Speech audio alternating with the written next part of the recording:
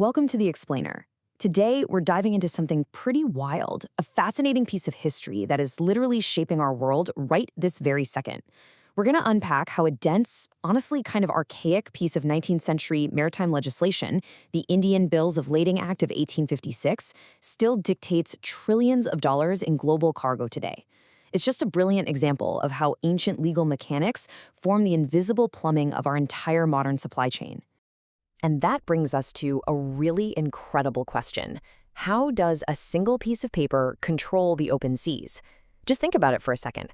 We've got massive cargo ships carrying thousands of containers through treacherous waters, crossing international borders, and all of it bows to the authority of one simple document.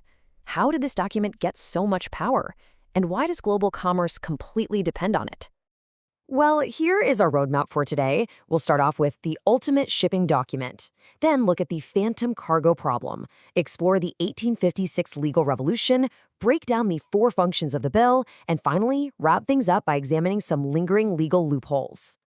Let's kick things off with Section 1, the ultimate shipping document.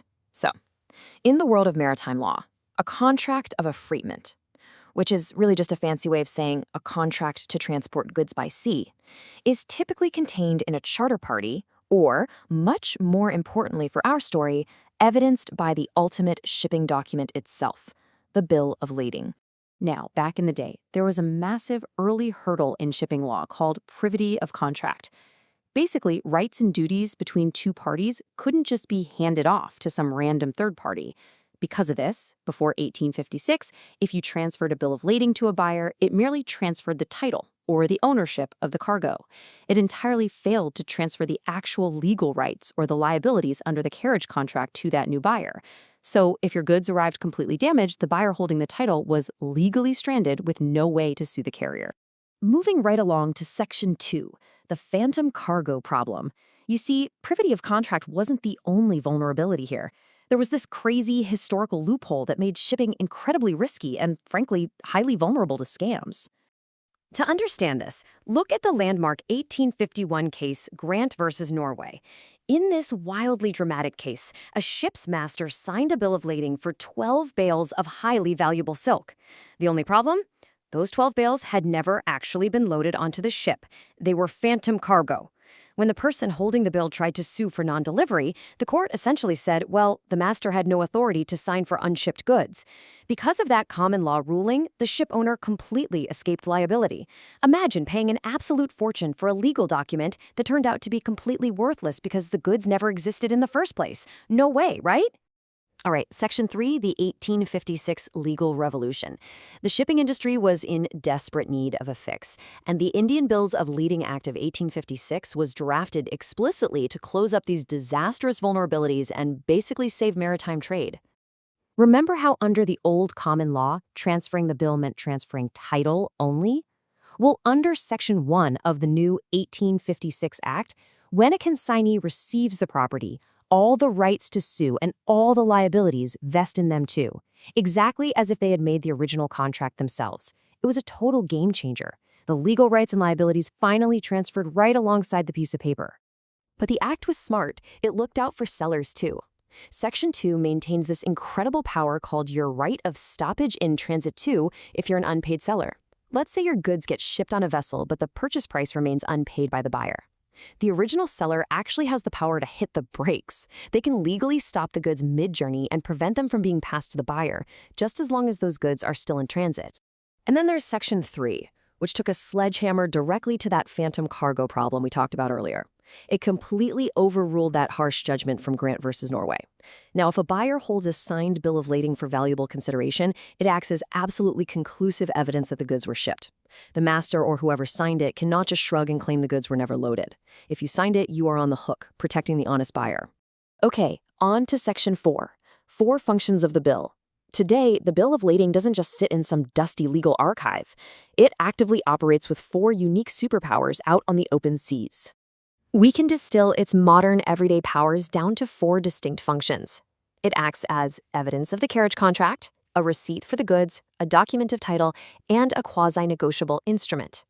Let's break these down one by one so we can see how they make our modern supply chains flow so seamlessly. First up, evidence of the carriage contract. there's a really fascinating nuance here established in a case known as the Ardens.